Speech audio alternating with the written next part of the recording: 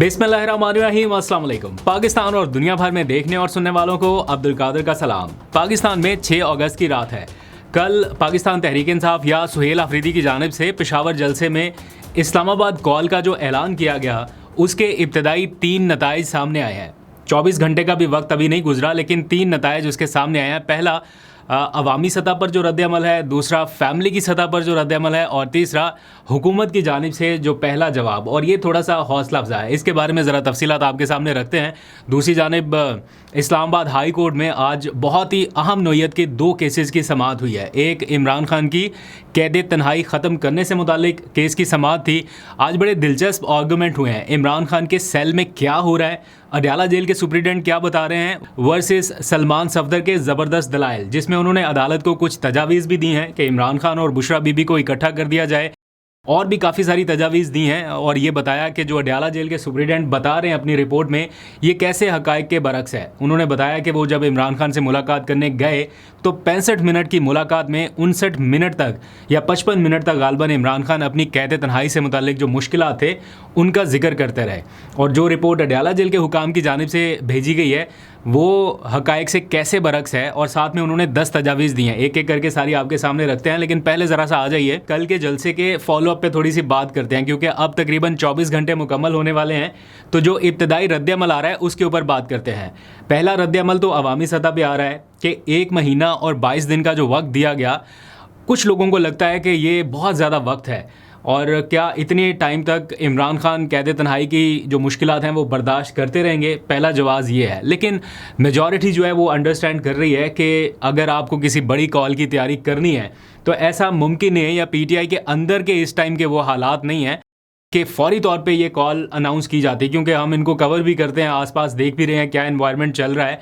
तो ऐसी कोई सिचुएशन थी ही नहीं, या नज़र भी नहीं आ रही थी कि ऐसी कोई कॉल का ऐलान कर देंगे। बल्कि ये भी थोड़ा मुश्किल ही लग रहा था कि कोई कॉल का ऐलान किया भी जाएगा। हालांकि वहाँ पे लोग बैनर्स लेके खड़े हुए थे कि तकरीरें नहीं करनी, हमें लाया अमल दो वरना हम खुद देंगे। बट इसके बावजूद एक तारीख का ऐलान किया जाना पीटीआई की जानिब से, ये एक बड़ा ऐलान था। अब उसकी एग्जीक्यूशन क्या फ़ौरी मुमकिन है? जवाब है नहीं। इस तरह की तकसीम शुदा पार्टी के साथ तो बिल्कुल ही नहीं। तो जब तक आप ग्राउंड के ऊपर काम नहीं करेंगे, मोबिलाइजेशन नहीं करेंगे, स्टेट मूवमेंट का अगला फेज़ नहीं शुरू करेंगे, तब तक खाली सिर्फ अलीमा खान के पेशावर दौरों के बाद या खैबर पख्तूनख्वा के मुख्तलिफ इलाकों के दौरों के बाद ये मूवमेंट शुरू कर देना मुश्किल है। उसके लिए आपको इंतज़ामात चाहिए, वसाइल चाहिए, पैसा चाहिए, फ़ंड्स, बजट, बहुत कुछ उसमें चाहिए।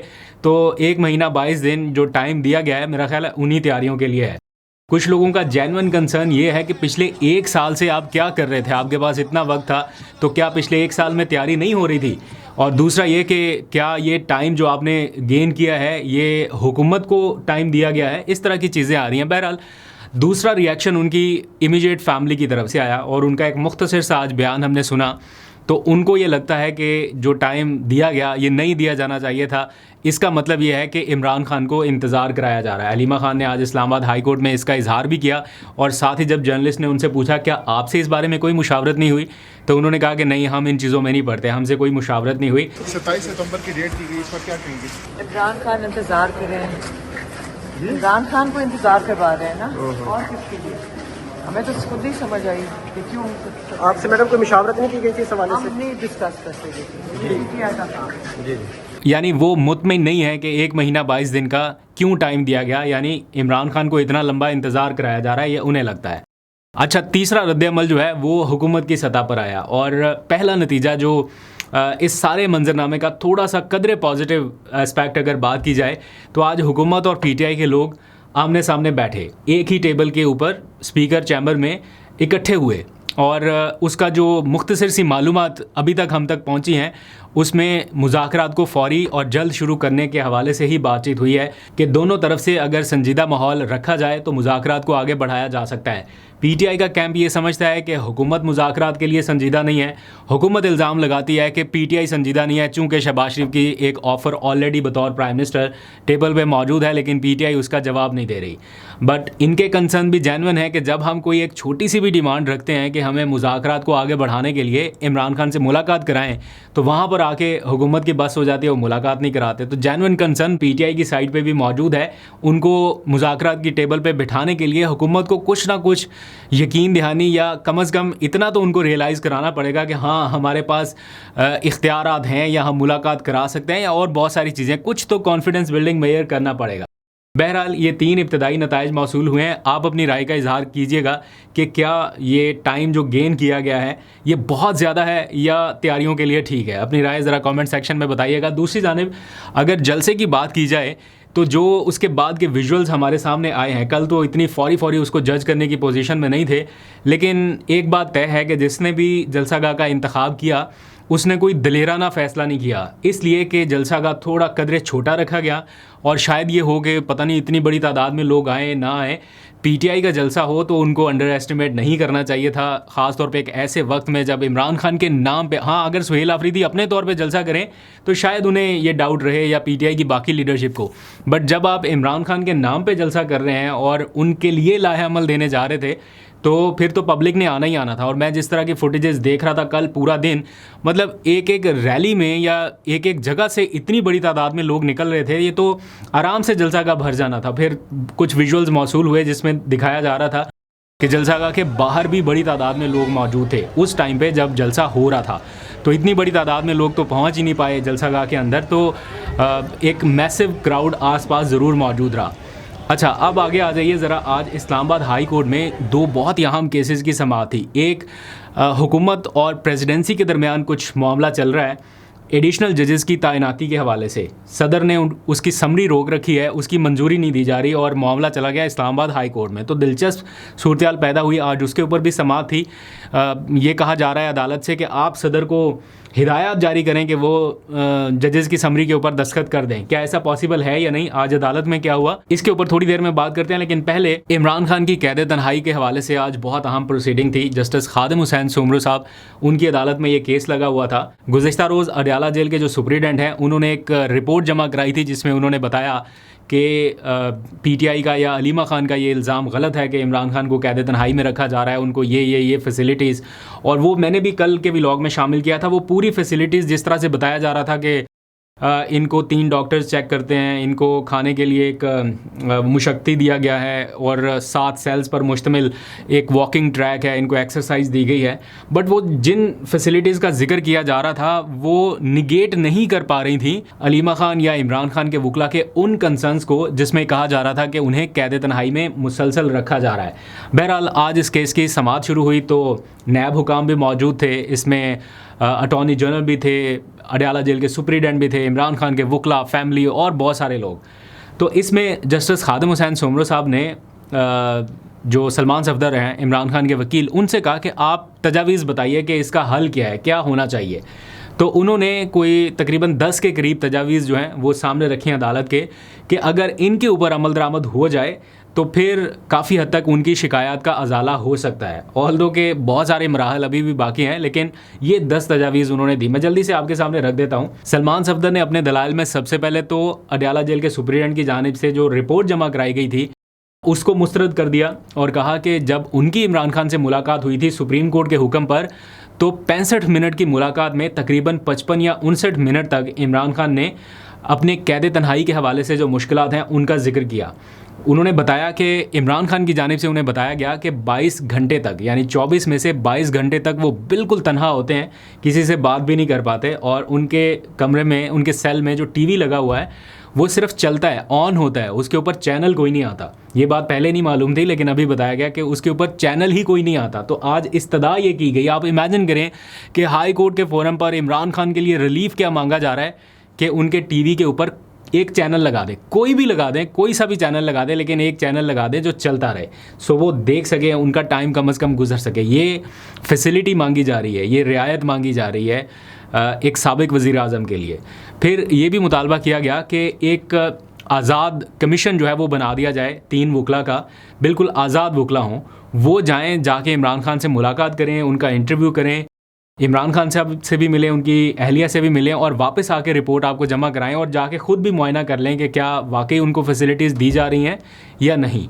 और फिर एक तजवीज़ ये दी गई कि चूँकि बुशरा बीबी भी उसी जेल में कैद हैं, इमरान खान भी उसी जेल में कैद हैं, और उनका एक मियाँ बीवी का रिश्ता है, जायज़ रिश्ता है, तो इनको इकट्ठा एक ही सेल में रहने की इजाज़त दे दी जाए, सो कम से कम आपस में बातचीत कर सकें या इकट्ठे खाना खा लें, तो ये भी एक चीज़ की जा सकती है। इससे ख़र्चा भी वो कह रहे हैं कि बच जाएगा दोनों को अलग अलग मैनेज करने का, तो ये काम भी किया जा सकता है।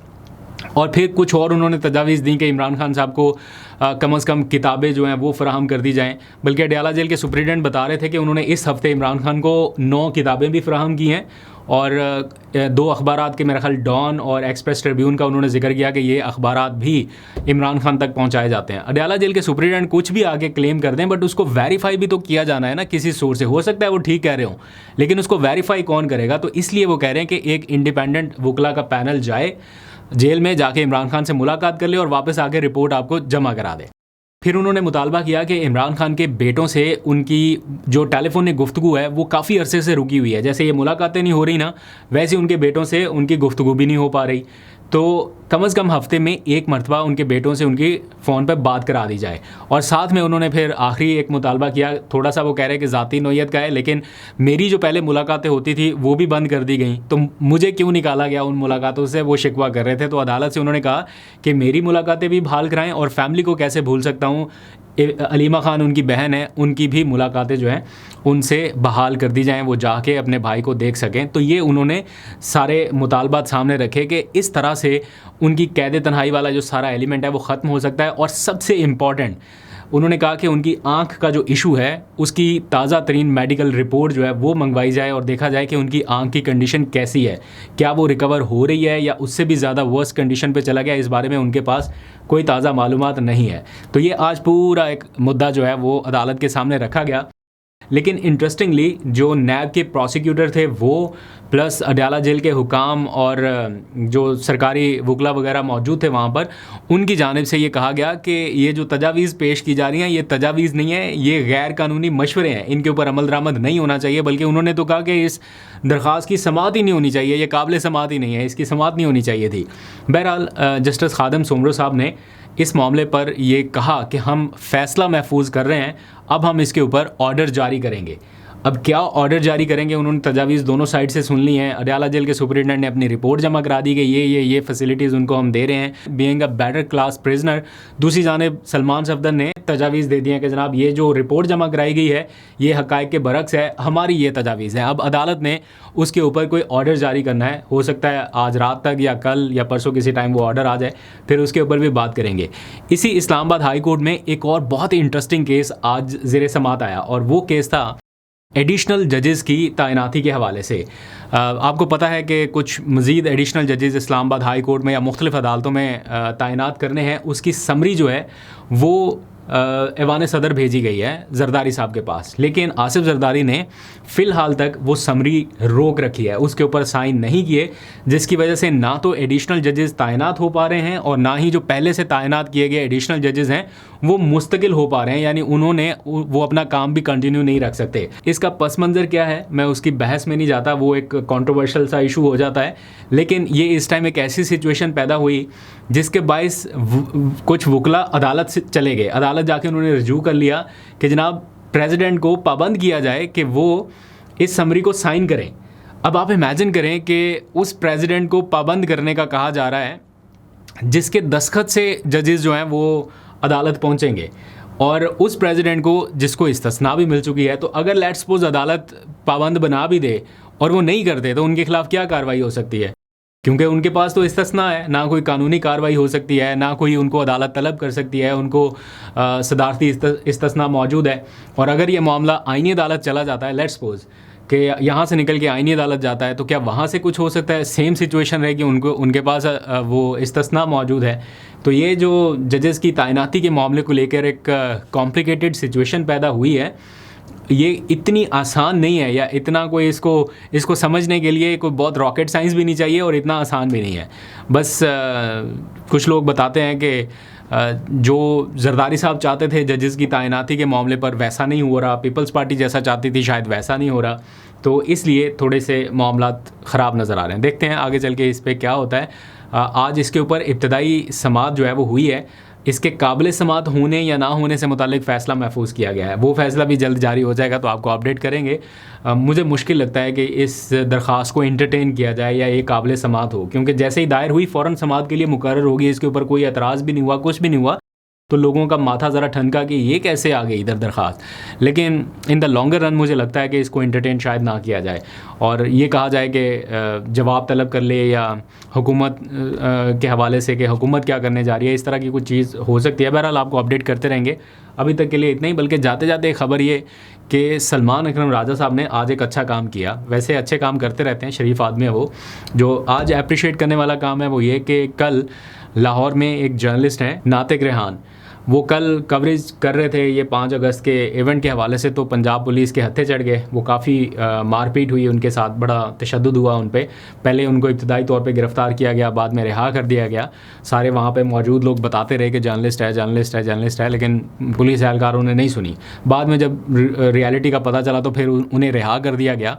तो आज इजहार यकजहती के लिए सलमान अकरम राजा उनकी रिहाइशगाह पहुँचे, उनसे माजरत भी की जो उनके साथ हुआ। हालांकि किया किसी और ने था, लेकिन माजरत इन्होंने की और उनको अप्रिशिएट भी किया कि आप लोग जो काम कर रहे हैं वो मुआशरे की बेहतरी के लिए कर रहे हैं, इसे जारी रखें। तो अभी तक के लिए इतना ही। अपना बहुत सा ख्याल रखिए। अल्लाह हाफ़िज़।